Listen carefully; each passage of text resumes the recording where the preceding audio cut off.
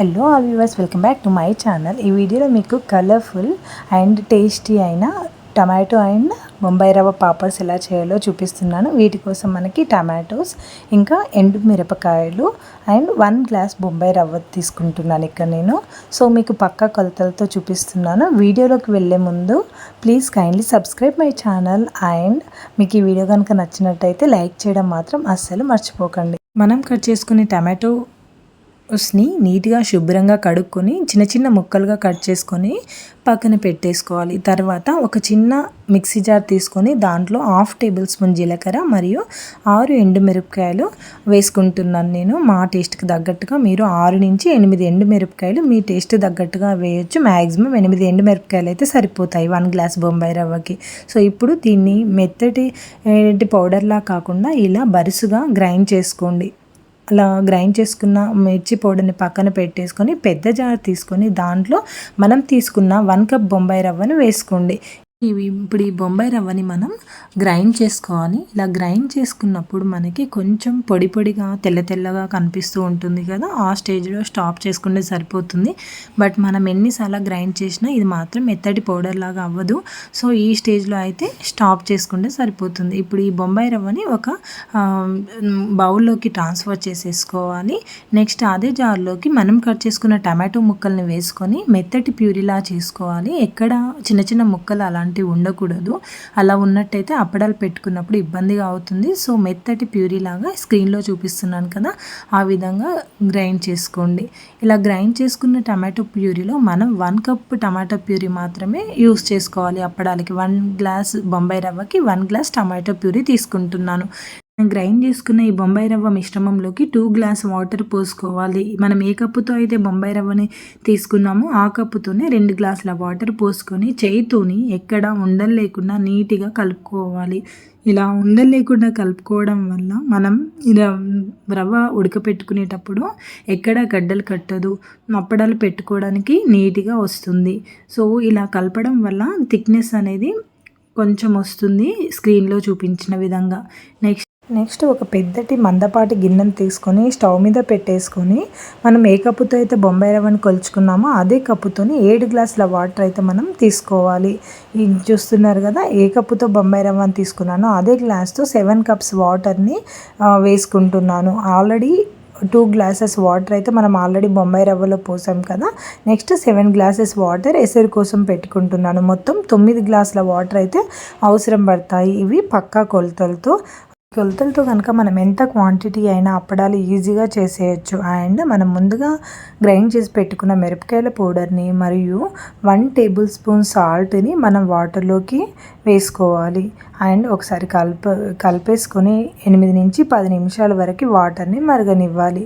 ఇక్కడ నేను 2 times salt కొంచెం కొంచెంగా వేసుకున్నాను. మీరైతే 1 టేబుల్ స్పూన్ సాల్ట్ అయితే వేసుకోండి.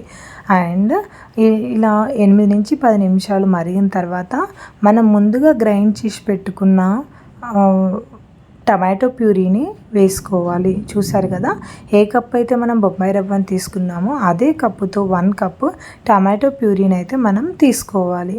చూడండి, ఇక్కడ వాటర్ అనేది ఆల్రెడీ బాయిల్ అవ్వడం స్టార్ట్ అయింది. ఈ టైంలో మనం టమాటో ప్యూరీని వేసుకొని కలుపుకోవాలి. విధంగా టమాటో పేస్ట్ వేసుకున్నాక ఈ వాటర్ని 2 నుంచి 3 నిమిషాల వరకు బాయిల్ అవ్వనివ్వాలి.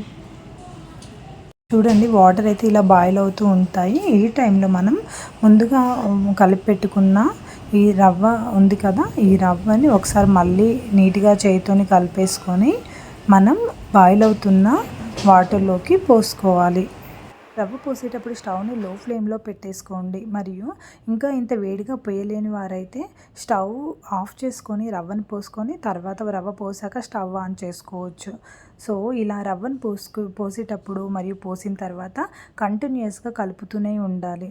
అండ్ ఇలా 10 నుంచి 12 నిమిషాల తర్వాత రవ్వ అనేది ఉడికిపోతుంది. సో ఇది టమాటో పాపడ్స్ కదండి. మనకి ఒకవేళ ప్లెయిన్ పాపడ్స్ కావాలి అనుకుంటే టమాటో పేస్ట్ ఒకటి స్కిప్ చేసేసి వాటర్ అండ్ రిమైనింగ్ అన్నీ కూడా సేమ్ ఇలానే ఫాలో అయిపోతే మనం ప్లెయిన్ పాపడ్స్ని రెడీ చేసుకోవచ్చు. అండ్ 10 to 12 మినిట్స్ తర్వాత రవ్వ మొత్తం ఉడికిపోయి మనకి బబుల్స్ రావడం స్టార్ట్ అవుతుంది. అలా చాలా ఎక్కువగా బబుల్స్ వచ్చినప్పుడు మనం స్టవ్ని ఆఫ్ చేసేసుకొని స్టవ్ నుంచి గిన్నెని దింపేసుకొని కలబెట్టుకుంటూ ఉండాలి.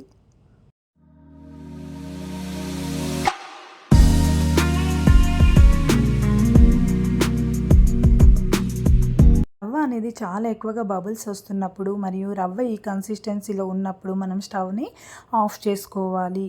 మించి గిన్నెని దింపేసుకొని 8 నుంచి 10 నిమిషాల పాటు చల్లారనివ్వాలి.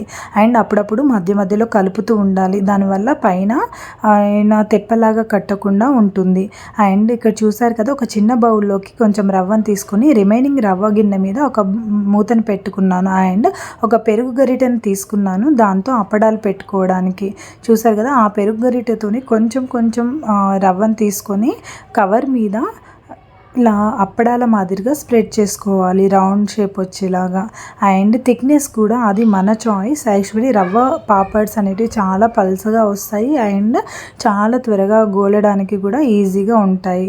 ఇలా చూసారు కదా, నేను ఇదంతా కూడా బాల్కనీలోనే పెడుతున్నాను. ఎందుకంటే టెర్రస్ పైన అలా ఇలా గాలి అలా వచ్చిందంటే డస్ట్ అలా పడుతుందని చెప్పేసి ఈ రవ్వ పాపడ్స్ ఈజీగా ఆరిపోతాయి మనం బాల్కనీలో పెట్టేసుకున్నా కూడా.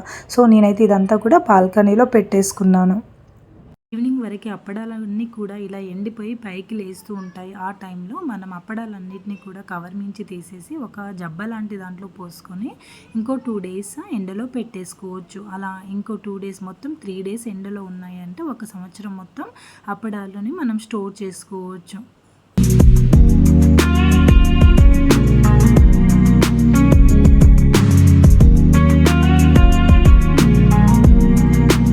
ఒక 1 అవర్ కనుక కష్టపడినట్టయితే ఎంతో రుచికరమైన టేస్టీ టమాటో పాపడ్స్ని 1 ఇయర్కి సరిపడా రెడీ చేసుకోవచ్చు. చూడండి, ఈ పాపడ్స్ ఎంత థిన్గా, ట్రాన్స్పరెంట్గా అండ్ కలర్ఫుల్గా ఉన్నాయి కదా. అండ్ తినడానికి కూడా టమాటో యొక్క కొంచెం పులుపు అండ్ చిల్లీ పౌడర్ యొక్క కొంచెం కారం తగులుతూ క్రంచీగా టేస్టీగా ఉన్నాయి. సో వీటిని వేయించుకోవడానికి స్టవ్ మీద కడాయి పెట్టేసుకొని కొంచెం ఆయిల్ పెట్టేసుకొని స్టవ్ని లో ఫ్లేమ్లో పెట్టేసుకొని గోలించుకోవాలి. ఎందుకంటే థిన్గా ఉన్నాయి కదా, త్వరగా మాడిపోయే ఛాన్స్ ఉంటుంది, అందుకోసం అని చెప్పేసి. చూసారు కదా, ఇలా రుచికరమైన టేస్టీ పాపడ్స్ అయితే రెడీ అయిపోయాయి. ఐ హోప్ ఈ వీడియో మీకు నచ్చింది అనుకుంటున్నాను. అండ్ మీరు కంపల్సరీగా ట్రై చేసి మీకు ఎలా వచ్చాయో కామెంట్ సెక్షన్లో తెలియజేయండి. అండ్ మీకు ఈ వీడియో కనుక నచ్చినట్టయితే కంపల్సరీ లైక్ చేయండి. అండ్ ఇప్పటివరకు ఎవరైతే సబ్స్క్రైబ్ చేసుకోలేదో ప్లీజ్ సబ్స్క్రైబ్ మై ఛానల్.